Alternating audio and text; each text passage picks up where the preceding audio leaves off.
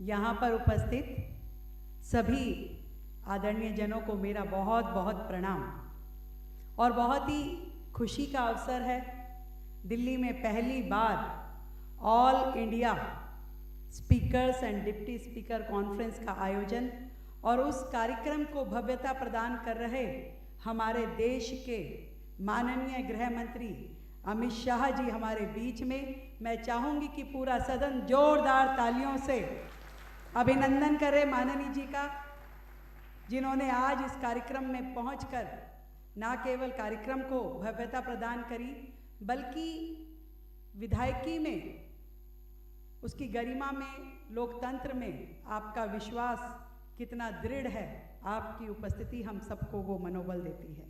मैं स्वागत करना चाहूँगी आदरणीय माननीय केंद्रीय संसदीय कार्य मंत्री श्रीमान किरण रिजिजू जी का, जो आज हमारे बीच में पधारे हैं, हमारे प्रिय माननीय उपराज्यपाल जी विनय कुमार सक्सेना जी जो आज यहाँ उपस्थित हैं, और आज के इस कार्यक्रम का आयोजन और विज़न देने वाले हमारे माननीय विधानसभा अध्यक्ष विजेंद्र गुप्ता जी।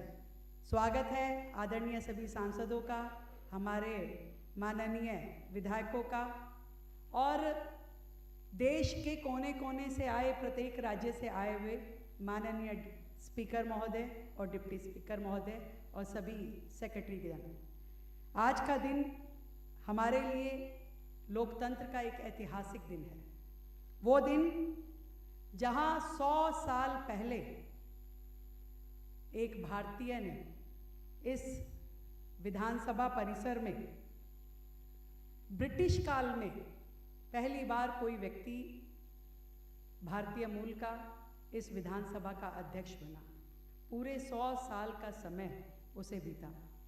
मैं समझती हूँ कि वो पहली लॉ थी जो हर भारतीय के दिल में जली होगी कि हाँ, इस ब्रिटिश काल में भी भारतीय अपनी आवाज़ उठा सकता है और सदन के इस पटल तक पहुँच सकता है। 24 अगस्त 1925 श्री विट्ठल भाई जावेर भाई पटेल ने ब्रिटिश शासन के विरुद्ध एक लोकतांत्रिक विजय हासिल की। पहली बार कोई भारतीय अंग्रेज अधिकारियों और अंग्रेज लोगों के विरुद्ध चुनाव लड़कर के यहाँ तक पहुँचा। और ये कोई आम घटना नहीं थी, निश्चित तौर पे गुलामी के एक लंबे इतिहास को बदलने वाला क्रांतिकारी क्षण था। मैं उस समय को यदि याद करती हूँ तो शायद विट्ठल भाई जी ने जरूर ये सोचा होगा कि अंग्रेजों की इस असेंबली में ब्रिटिश सरकार के एक अंग्रेज नुमाइंदे को हरा करके भारतीय ने जो गौरव का प्रतीक बने, उन्होंने अपने मन में सोचा होगा जरूर कि जब एक दिन भारत आज़ाद होगा तो अनेक भारतीय उस आज़ाद भारत में अपने स्वराज के साथ, अपने झंडे तले, अपने संविधान की छाया में, अपने प्रदेश और देश का प्रतिनिधि बन करके ऐसी ही विधानसभा में बैठेंगे और अपनी देश की जनता की बेहतरी के लिए नीति निर्माण करेंगे। आज श्री विट्ठल भाई पटेल जी ने जिस तरीके से केंद्रीय विधानसभा के अध्यक्ष रूप में कार्य करते हुए संसदीय गरिमा और अनुशासन का उच्चतम स्तर प्राप्त किया, हमारे लिए, सबके लिए वो एक प्रेरणा का प्रतीक है। उनकी कानूनी समझ और विधायी कार्यों का ज्ञान के साथ साथ उनकी निष्पक्षता भी विरोधी पक्षों को भी इतना उनके प्रति भावपूर्ण कर देती थी, कोई उनके निर्णयों में आलोचना कर ही नहीं सकता था। ऐसी विशिष्ट विभूति जिन्होंने भारत को गुलामी के काल से ही सही मायनों में मदर ऑफ डेमोक्रेसी बनाने की दिशा में काम किया, हम सब मिलकर उन्हें प्रणाम करते हैं। उनके जीवन की गौरव गाथा की प्रदर्शनी यहाँ पे लगाना, डॉक्यूमेंट्री दिखाना, उनके जीवन को समर्पित डाक टिकट को जारी करना और उनके महत्वपूर्ण योगदान को जन जन तक पहुँचाना का ये प्रयास, ये कार्यक्रम अपने आप में बहुत ही मायने रखता है। मैं विशेष रूप से धन्यवाद करती हूँ, अभिनंदन करती हूँ आदरणीय गृह मंत्री जी का, जिन्होंने इस कार्यक्रम में शामिल होकर के अपनी गरिमामयी उपस्थिति से हमको कृतार्थ किया। आज जब हम देखते हैं कि आदरणीय गृह मंत्री जी सदन में लोकतंत्र की आवाज़ बनकर के प्रस्तुत होते हैं, आज उनकी हर बातचीत तथ्यपूर्ण होती है, तर्क संगत होती है और संविधान संगत होती है। उन्होंने इस लोकसभा सदन को अपने मायने दिए।